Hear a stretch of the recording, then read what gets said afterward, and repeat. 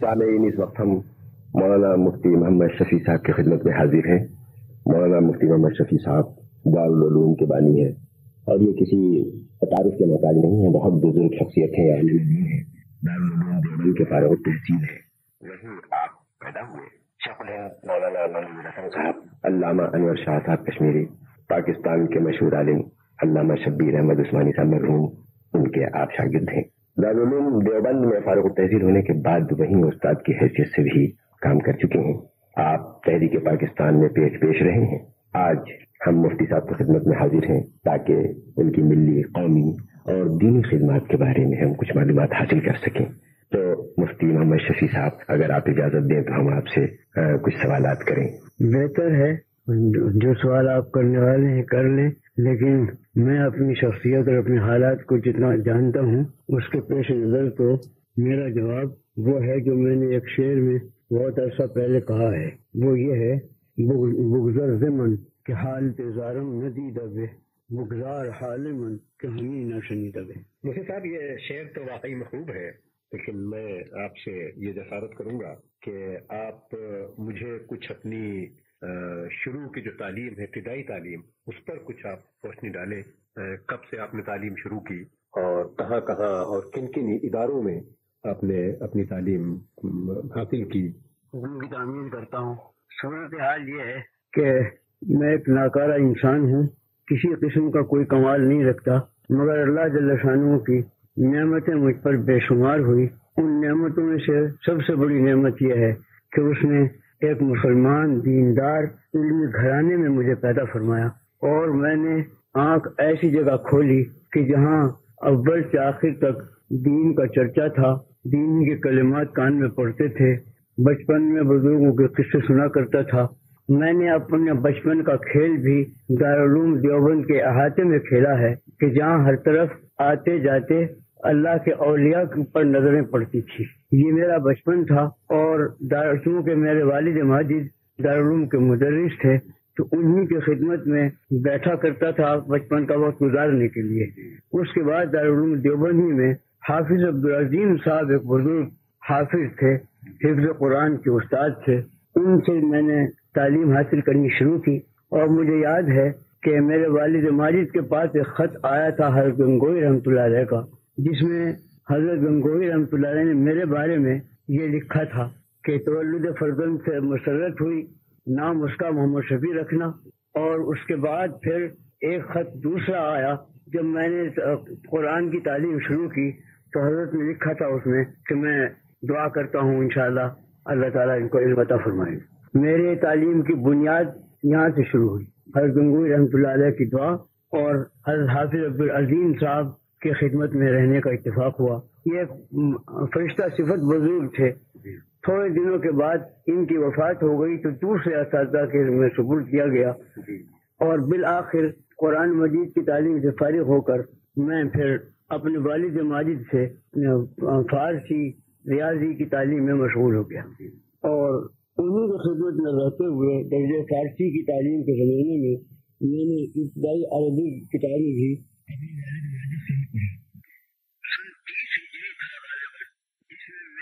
تقریباً 14-15 سال کی ہوگی، جس میں میں نے درجے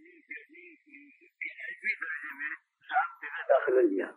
تو یہ زمانہ وہ تھا کہ جس وقت حضرت شیخ الہند مولانا محمود حسن صاحب قدس اللہ سرہ دارالعلوم میں درس بخاری دیا کرتے تھے۔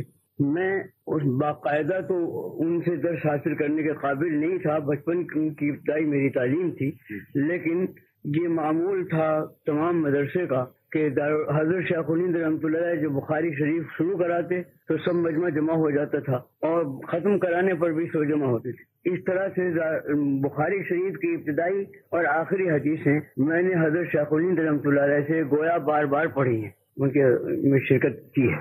اس سے زائد کوئی حضرت شیخ الہند رحمۃ اللہ علیہ سے پڑھنے کا اتفاق نہیں ہوا۔ البتہ بزرگوں کی صحبت چونکہ بچپن سے ملی تھی تو مجھے کبھی بچوں کے عام کھیلوں سے دلچسپی نہیں ہوئی۔ جب مجھے کوئی وقت ملتا میں حضرت شیخ الہند رحمۃ اللہ علیہ کی خدمت میں حاضر ہوا کرتا تھا۔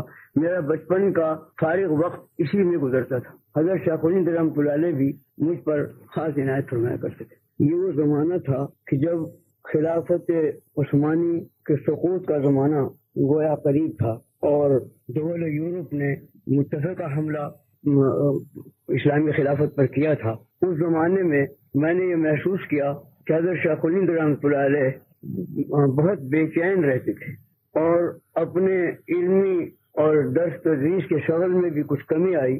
بیشتر اخبارات پڑھتے رہتے تھے اور اسی طرح کی گفتگو ہوتی تھی. میرا بچپن تھا، میں زیادہ واقف نہیں تھا، لیکن میں یہ دیکھا کرتا تھا کہ حضرت شیخ الہند رحمۃ اللہ علیہ کسی خاص مہم میں لگے ہوئے ہیں اور اس سے زائد کے سمجھنے کی صلاحیت بھی نہیں تھی. لیکن حضرت شیخ الہند رحمۃ اللہ علیہ کچھ عرصے کے بعد پھر انہوں نے یہاں ہم سب سے یہ کہہ کر عزم سفر کیا تھا کہ میں حج کے لیے جا رہا ہوں. عام اعلان یہی تھا. ہم اس وقت رو رہے تھے کہ ہمارے حضرت اب حج کے لیے جا رہے ہیں، ضعیفی کا وقت ہے، معلوم نہیں آگے کیا صورت ہونے والی ہے. اس سے زائد ہمیں کوئی خبر نہیں تھی. اس کے بعد ہم نے سنا کہ مکہ معظمہ میں انگریزوں نے ان کو گرفتار کیا، گرفتار کر کے مالٹا جیل میں بھیجا. 4 سال حضرت رحمۃ اللہ علیہ نے مالٹا جیل میں گزارے. اللہ کا ہزار شکر احسان ہے کہ جب حضرت مالٹا سے واپس آئے اس وقت میں تقریباً اپنے درسی علوم سے فارغ ہو چکا تھا اور حضرت کی خدمت میں حاضری پرلطف انداز میں ہوتی رہی. مگر وہ بہت تھوڑا زمانہ تھا. واپسی کے بعد بیماریوں میں زیادہ وقت بیماریوں میں گزرا، کچھ سفروں میں گزرا، لیکن بیماریوں کے ساتھ ہی ضعف اور کمزوری انتہا کی تھی. تھوڑا عرصہ اللہ نے یہ موقع عطا فرمایا کہ حضرت شیخ الہند رحمۃ اللہ کی خدمت میں حاضری ہوتی رہی. باقاعدہ میری تعلیم دیوبند کے دوسرے اساتذہ سے ہوئی، جن میں سب سے بڑے صدر مدرس اس زمانے میں حضرت مولانا علامہ انور شاہ کشمیری رحمۃ اللہ علیہ، مولانا سید اصغر حسین صاحب رحمۃ اللہ علیہ، مولانا مفتی عزیز الرحمان صاحب رحمۃ اللہ علیہ، مولانا اعزاز علی صاحب، مولانا محمد ابراہیم صاحب، مولانا رسول خان صاحب. یہ میرے استاد ہیں کہ جن سے میری مسلسل تعلیم ہوئی. ہاں، حضرت مولانا سید اصغر حسین صاحب رحمۃ اللہ علیہ جو گویا ایک مادرزاد ولی مشہور تھے، ان کو مجھ پر خاص عنایت تھی. ان سے بہت سے اسباق پڑھنے کا اتفاق ہوا. شیخ الاسلام حضرت مولانا شبیر احمد عثمانی رحمۃ اللہ علیہ میرے پھوپھیزاد بھائی بھی تھے اور میرے استاد بھی. ان سے بہت سی کتابیں پڑھنے کا اتفاق بھی ہوا اور پھر جب تحریک پاکستان میں انہوں نے حصہ لیا تو ان کی شرکت میں بہت سے سفر کرنے کا بھی اتفاق ہوا اور کام کرنے کا بھی. اللہ تعالیٰ نے ان بزرگوں کی عنایت کے ساتھ میری تعلیم پوری فرمائی اور سن 1336 ہجری میں نے تمام اپنے علوم و فنون سے فراغت حاصل کر کے خود دارالعلوم ہی میں مجھے کچھ ابتدائی اسباق پڑھانے کے لیے دے دیے گئے. سن 1336 ہجری سے مسلسل میں تعلیم کا کام دارالعلوم دیوبند میں کرتا گیا. اپنے اساتذہ کے آغوش میں رہ کر ہی درس تدریس کا کام انجام دیا. اسی عرصے میں حضرت استاد مولانا مفتی عزیز الرحمان صاحب رحمۃ اللہ علیہ کا انتقال ہوا تو دارالعلوم کا دارالفتہ مسند افتاء سے خالی ہوا. اس کے لیے ابتدا میں کچھ دوسرے حضرات کا انتخاب عمل میں آیا، مگر ایک یا دو سال کے بعد پھر بزرگان دیوبند نے، جن میں اس وقت سب سے بڑے کام کرنے والے مولانا حسین احمد صاحب مدنی رحمۃ اللہ علیہ تھے، وہی اس وقت زمانے میں صدر مدرس تھے، ان سب حضرات نے مجھے دارالفتہ میں صدر مفتی کی حیثیت سے مقرر فرمایا. سن 1349 سے خدمت افتاء میں مشغول ہوا اور اس کے ساتھ ہی ساتھ حدیث کی کتاب ابو داؤد میرے سپرد تھی، وہ میں پڑھاتا رہا. یہ زمانہ کافی گزرا جس میں زیادہ تر خدمت فتویٰ کی میرے سپرد تھی اور تقریبی انداز سے مجھے اتنا یاد ہے کہ تقریباً 40,000 فتوے میرے قلم سے لکھے گئے جو دارالعلوم کے رجسٹروں میں محفوظ ہیں اور سنن ابی داؤد ہر سال پڑھاتا گیا. ایک زمانہ دراز اسی انداز میں گزرا. اس کے بعد پھر تحریک پاکستان شروع ہوئی اور اتفاق سے دارالعلوم دیوبند میں سیاسی نظریات ٹکرائے. بعض حضرات کانگریسی سیاست کے حامی تھے. میں اور مولانا شبیر احمد صاحب عثمانی رحمۃ اللہ علیہ اور دوسرے چند بزرگ حضرت مولانا حکیم علومت تھانوی رحمۃ اللہ علیہ کے اتباع میں، ان کی مائیت میں، مسلم لیگ کی حمایت اور پاکستان کی حمایت میں تھے اور یہ دو سیاستیں جب دارالعلوم میں ٹکرائیں تو انجام کار اسی وجہ سے ہم نے دارالعلوم کو چھوڑنا پسند کیا. دارالعلوم سے مستعفی ہو کر ہم مستقل طور پر پاکستان کے مسائل کے لیے لگ گئے اور ہندوستان کے مدراس سے لے کر کراچی تک مسلسل دورے کیے، مختلف شہروں میں جلسے جلوس ہوتے رہے۔ آخر میں سرحد کے ریفرنڈم میں مولانا شبیر احمد عثمانی رحمۃ اللہ علیہ کی معیت میں اس کے 6 ضلعوں کا تفصیلی دورہ کیا اور بالآخر پاکستان اللہ تعالیٰ نے بنا دیا۔ تو حضرت مولانا شبیر احمد صاحب رحمۃ اللہ علیہ پاکستان بننے کی تاریخی میں اسی رات میں یہاں پہنچ گئے تھے۔ میں اس وقت دیوبند میں رہ گیا اور بستر میرا اسی وقت سے بندھا رہا اس خیال سے کہ میں بھی پاکستان پہنچوں، مگر پاکستان بننے کے ساتھ ساتھ ہی جو خوریزی مشرقی پنجاب میں شروع ہوئی اور راستے بند ہوئے، ان کی وجہ سے آنا جانا مشکل ہو گیا۔ 8 مہینے کے بعد حضرت مولانا شبیر احمد صاحب عثمانی رحمۃ اللہ علیہ کی طلب پر پھر میں پاکستان حاضر ہوا اور اس وقت پیش نظر یہ تھا کہ اسلامی دستور کا ایک خاکہ ہم مرتب کریں، جس کے لیے ہندوستان سے مجھے اور مولانا سید سلیمان صاحب ندوی رحمۃ اللہ علیہ کو اور ڈاکٹر حمید اللہ صاحب حیدرآبادی کو، مولانا مناظر احسن گیلانی کو بلایا گیا تھا۔ ان میں مولانا مناظر احسن گیلانی رحمۃ اللہ علیہ، ڈاکٹر حمید اللہ مزل اور پہنچ گئے۔ سید سلیمان صاحب رحمۃ اللہ علیہ کچھ بعد میں پہنچے اور بہرحال ہم نے مل کر ایک خاکہ مرتب کیا تھا دستور کا، جس کو ضابطے میں پیش کرنے کا موقع نہیں آیا، یہاں تک کہ غالباً اگست 1949 میں یہاں دستور ساز اسمبلی قائم ہوئی اور اس کے ساتھ اس میں ایک تعلیمات اسلام بورڈ کے نام سے ایک بورڈ قائم ہوا۔ اس کے لیے حضرت مولانا عثمانی رحمۃ اللہ علیہ کو رجال کار کے انتخاب کا اختیار دیا گیا۔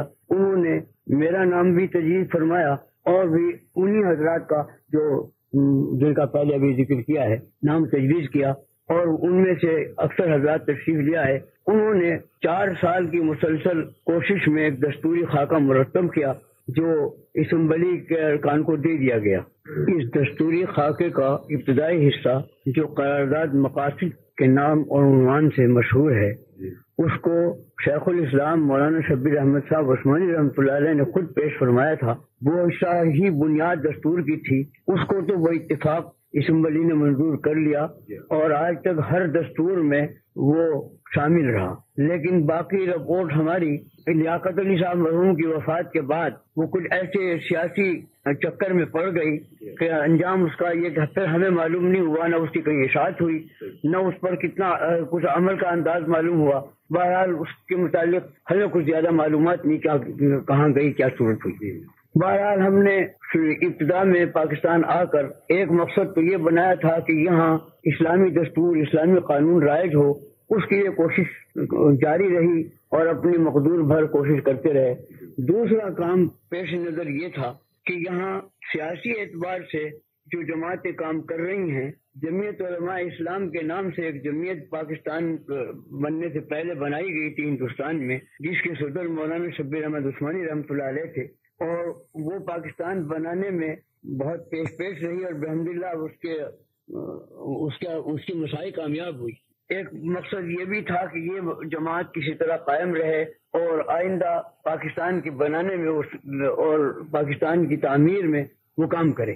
اس کے لیے بھی ایک زمانہ تک کچھ محنتیں اٹھائی گئی، لیکن حقیقت یہ ہے کہ وہ کامیاب نہ ہوئی۔ تیسرا ایک مقصد یہ تھا کہ جس وقت ہم نے دارالعلوم دیوبند چھوڑا تو ہمیں سب سے بڑا افسوس اس کا تھا کہ ایسے مرکز علوم کو ہم چھوڑ کر جا رہے ہیں کہ جس کی نظیر ہندوستان میں کیا بیرون ہند بھی بہت کم کہیں پائی جاتی تھی، اور اس کے مصر یا اس کے قریب کوئی اور روسی درسگاہ نہیں تھی۔ خصوصاً جس خطے میں ہم منتقل ہوئے کراچی، اس میں ایک چھوٹے سے مدرسے کے علاوہ کوئی مدرسہ نہیں تھا۔ اس وقت اپنے مقاصد میں سے یہ بھی تھا کہ یہاں کوئی پاکستان کے مناسب حال اور کراچی جیسی مرکزی جگہ کے مناسب حال کوئی اچھا مرکزی دارالعلوم قائم کیا جائے۔ یہ کوشش حضرت مولانا شبیر احمد عثمانی رحمۃ اللہ علیہ نے اپنی زندگی میں شروع فرمائی تھی، میں بھی اس میں حاضر رہتا تھا، لیکن اتفاق وقت یہ ہے کہ مولانا شبیر احمد عثمانی رحمۃ اللہ علیہ کی وفات بہت جلد ہو گئی۔ کچھ عرصے کے بعد ہی ہم گویا کے یتیم کے حیثیت سے پاکستان میں رہ گئے، مگر مولانا کی وفات کے بعد یہ خیال اور زیادہ قوی ہوتا گیا کہ ہمیں کوئی مرکزی دارالعلوم یہاں ضرور قائم کر لینا چاہیے۔ اس سلسلے میں کچھ کوششیں کی گئی اور الحمدللہ وہ کامیاب ہوئی۔ اللہ کا شکر ہے کہ آج 22 سال ہو چکے ہیں اس دارالعلوم کے قیام کو، اور روز بروز ترقی کر رہا ہے۔ مفتی صاحب، اس وقت بھی تو آپ اس دارالعلوم کے غالباً صدر ہیں۔ جی ہاں، اللہ تعالیٰ نے اس بندے کے ہاتھ پر دارالعلوم کی بنیاد رکھوائی، اور دارالعلوم کی پوری ذمہ داری در حقیقت میرے سر ہے۔ ایک مجلس شورا ہے جس کو پورے اختیارات حاصل ہیں، اس کا بھی صدر میں ہی ہوں۔ باقی انتظام کرنے والے دوسرے حضرات ہیں جو ناظم کہلاتے ہیں۔ اچھا مفتی صاحب، آپ تو غالباً پاکستان بننے کے بعد جب آپ پاکستان منتقل ہو گئے تو اس کے بعد آپ کو کبھی کوئی بیرونی ممالک جانے کا کوئی اتفاق ہوا؟ اللہ کا شکر ہے، حجاز مقدس تو بار بار جانا ہوا، حج کے لیے، عمرے کے لیے، اور ایک مرتبہ وہاں رابطہ عالم اسلامی کے اجلاس میں سرکاری طور پر دعوت کے سلسلے میں بھی حاضری ہوئی، اور ایک مرتبہ غالباً 56 تھا جس میں دمشق میں ایک معتمر عالم اسلامی کے نام سے علماء کا بہت بڑا اجتماع ہوا تھا، جس میں انڈونیشیا سے لے کر مراکش تک کے علماء جمع تھے۔ اس میں بھی شرکت کا اتفاق ہوا، جس کے اجلاس دمشق میں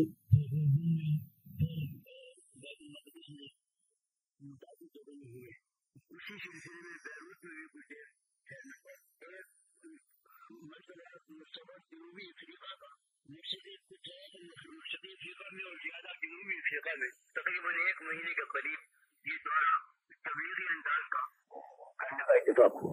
اچھا مفتی صاحب، یہ جو آپ تبلیغ کرتے ہیں یا وہاں پر ہوئی تبلیغ جنوبی افریقہ میں، تو آپ کے خیال میں کیا کچھ وہ کامیاب ہوئی یا کامیاب ہو سکتی ہے؟ اگر ہم تبلیغ یہاں سے اسلام کی جائے افریقہ میں یا دوسری جگہ، تو وہ آپ کا کیا خیال ہے، کہاں تک ہم اس میں کامیابی حاصل کر سکتے ہیں؟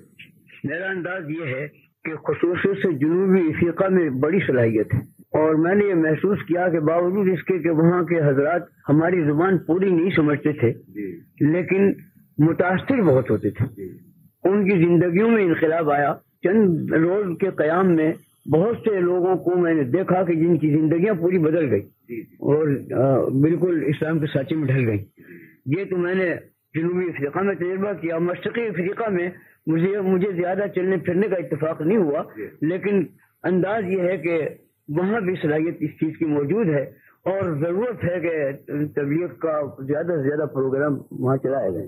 ایک سوال میں صاحب آپ سے اور کروں گا، وہ یہ ہے کہ آپ دمشق لے گئے تشریف، حجاز گئے اور بیروت گئے اور وہاں کے بڑے بڑے علماء سے ملاقات کی آپ نے، تو آپ کا کیا خیال ہے وہاں کے علماء پاکستان کے متعلق، ان کا کیا خیال ہے، کیا وہ سوچتے ہیں پاکستان کے متعلق؟ جس وقت ہمارے یہ سفر ہوئے ہیں وہ وقت ایسا تھا کہ پاکستان کی طرف سارے عالم اسلام کی نظر لگی ہوئی تھی اور تمنائیں وابستہ تھی، اور بڑی عزت سے پاکستان کو دیکھا جاتا تھا۔ جہاں یہ معلوم ہو جائے کہ کوئی شخص پاکستانی ہے تو تمام اسلامی ممالک کے لوگ ان کی بڑی تعظیم کیا کرتے تھے۔ افسوس ہے کہ دیکھتے ہی دیکھتے یہ نقشہ پلٹ گیا۔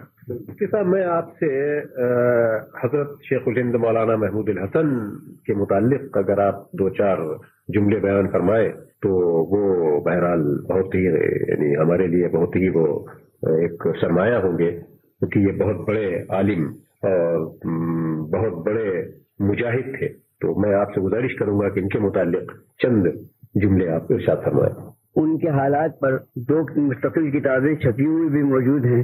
ایک مولانا سید اصغر حسین صاحب رحمۃ اللہ علیہ نے حیات شیخ الہند کے نام سے تحریر فرمائی ہے، دوسری مولانا حسین احمد صاحب مدنی رحمۃ اللہ علیہ نے اسیر مالٹا کے نام سے شائع فرمائی ہے۔ چھپی ہوئی کتابیں موجود ہیں۔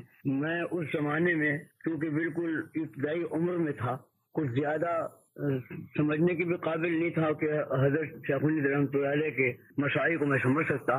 البتہ جیسے آپ نے فرمایا مجاہد، اس کا ایک واقعہ اس وقت یاد آ گیا۔ میں چونکہ چھوٹا بچہ سا تھا اس لیے مجھے روک ٹوک نہیں تھی۔ میں ایک روز دوپہر میں اچانک حضرت رحمۃ اللہ علیہ کے کمرے میں داخل ہو گیا تو میں نے ایک عجیب رنگ دیکھا کہ شیخ الہند رحمۃ اللہ علیہ تنہا اب چارپائی پر بیٹھے ہوئے ہیں اور تلوار ہاتھ میں ہے اور اس کو گھما رہے ہیں۔ مجھے دیکھ کر حضرت کو ہنسی آئی اور میں نے عرض کیا کہ حضرت یہ کیا ہو رہا ہے؟ فرمایا کہ بھائی آج یہ تلوار پرانی رکھی ہوئی تھی، اس کو مانج کر لائے تھے، صاف کر کے لائے تھے، تو میں نے دیکھا ذرا چلا کر تو دیکھوں، اور اس میں تو بڑی شوقت معلوم ہوتی ہے۔ جب اس کو ہاتھ میں لیتا ہوں تو ایک خاص جذبہ پیدا ہوتا ہے۔ یہ میں نے عالم دیکھا تنہائی میں بیٹھے ہوئے تلوار ہلا رہے ہیں۔ یہ سب وہ زمانہ تھا کہ جب شیخ الہند رحمۃ اللہ علیہ پر جذبہ جہاد کا غالب ہو چکا تھا، اور وہ یہ چاہتے تھے انگریزی اقتدار کو مٹا کر یہاں اسلامی مملکت قائم کی جائے۔ اس سلسلے میں انہوں نے کابل سے لے کر ترکی تک سطح ہموار کر لی تھی۔ خفیہ ان کے آدمی نمائندے کام کرنے والے ترکی میں بھی پہنچے ہوئے تھے، کابل میں بھی پہنچے ہوئے تھے، اور سطح پوری ہموار کر لی تھی۔ اس کی تفصیل میں جانے کا تو وقت نہیں، لیکن اتنی بات خود انگریزوں کے اقرار سے جتنی شائع شدہ کتابوں میں موجود ہے، وہ یہ کہ برن انگریز جب ان کی رپورٹ لینے کے لیے مالٹا جیل میں ملا ہے ان سے، اس کے بعد رپورٹ اس نے دی ہے، اس رپورٹ میں یہ کہا ہے کہ مجھے حیرت ہے کہ یہ مستخوان انسان جس نے ساری زندگی مدرسوں کے بوریوں پر گزاری ہے، اس کو یہ عالمی سیاست کا ایسا پلان کیسے ہاتھ آ گیا۔ اور یہ یقین ہے کہ اگر ہمیں ان کی سازش کا علم ابھی نہ ہو جاتا تو ہندوستان ہمارے ہاتھ سے نکل گیا ہوتا۔ یہ اس برن کا بیان ہے، اور صورتحال بھی یہی تھی کہ ترکی سے لے کر کابل کے راستے سے تمام اسلامی ممالک کو ایک لڑی میں پیرو دیا تھا حضرت شیخ الہند رحمۃ اللہ علیہ نے۔ اس کی اطلاع جاسوسی ہو گئی، اسی کے نتیجے میں وہ گرفتار کیے گئے اور وہ تحریک فنا ہو گئی۔ میں اگر یہ کہوں کہ وہ تحریک جمال الدین افغانی کی تحریک کو آگے بڑھانا تھا تو آپ کا کیا خیال ہے؟ اس میں کوئی شبہ نہیں کہ ان بزرگوں کا کیونکہ سرچشمہ سارا قرآن و سنت ہے، یہ قرآن و سنت کی تحریک ہے اصل، جس کو جمال الدین افغانی نے کبھی اٹھایا، کبھی حضرت شاہ ولی اللہ اور مولانا اسماعیل شہید نے اٹھایا، کبھی حضرت شیخ الہند رحمۃ اللہ علیہ نے اٹھایا، اور اس کے بعد آخر میں حضرت مولانا شبیر احمد عثمانی رحمۃ اللہ علیہ نے قائد اعظم کے ساتھ مل کر اٹھایا۔ مفتی صاحب، آخری سوال میں آپ سے کرتا ہوں، وہ آپ کی تصانیف کے متعلق ہے، تو کیا آپ ہمیں بتائیں گے، کچھ اس پر روشنی ڈالیں گے اپنی تصانیف کے متعلق؟ جی ہاں، میں شروع سے جن اساتذہ کی آغوش میں پلا ہوں ان کو میں نے دیکھا کہ وہ صرف درس تدریس ہی نہیں بلکہ کچھ تصانیف کا سلسلہ بھی رکھتے تھے۔ مجھے بھی کچھ اس کا ذوق پیدا ہوا، اور ابتدائی درس تدریسی کے وقت سے کچھ چھوٹے چھوٹے رسالے لکھنے شروع کیے، اور پھر اس کے بعد وہ سلسلہ کافی بڑھتا گیا۔ اس وقت غالباً 150 سے زائد میری تصانیف ہیں، جس میں سب سے بڑی تصنیف جو ابھی تیار ہوئی ہے وہ ہے تفسیر معرف القرآن، اور اس تفسیر کا ایک عجوبہ یہ ہے کہ اس کی ابتدا تو ہوئی تھی ریڈیو ہی کے درس سے، لیکن ریڈیو پر مسلسل قرآن نہیں تھا بلکہ اس کی منتخب آیات ہوتی تھی۔ اس کے بعد اس کو جب کتابی شکل میں لانے کا ارادہ ہوا تو یہ وہ وقت تھا کہ جب میں بیماری سے بستر پر لیٹا ہوا تھا، اور اس کا افسوس مجھے ہو رہا تھا کہ اوراق جو لکھے ہوئے ہیں موجود یہ یوں ہی ضائع ہو جائیں گے، اگر اس کا جو درمیانی آیتیں ہیں وہ رب پورا کر دیا جاتا تو قابل اشاعت ہو جاتی۔ اسی بیماری کے زمانے میں اللہ نے دل میں ڈالا کہ لیٹے لیٹے کچھ کام شروع کیا جائے، اسی وقت یہ کام شروع ہوا، اور الحمدللہ 5 سال کی مدت میں جو زیادہ بیماریوں ہی کا وقت تھا، اور بیماریوں کے علاوہ ملک میں طرح طرح کے فتنوں کا وقت تھا، انہی حالات میں اللہ تعالیٰ نے اس کی تصنیف پوری کرائی، اور الحمدللہ وہ 8 جلدوں میں چھپ کر تیار ہو گئی۔ اس کے علاوہ اور چھوٹی بڑی بہت سی تصانیف ہوتی رہی ہیں جن کی تفصیل میں جانا مشکل ہے۔ بہت بہت شکریہ مفتی صاحب آپ کا، آپ نے ہمیں اپنا وقت دیا اور اس پیری اور بزرگی میں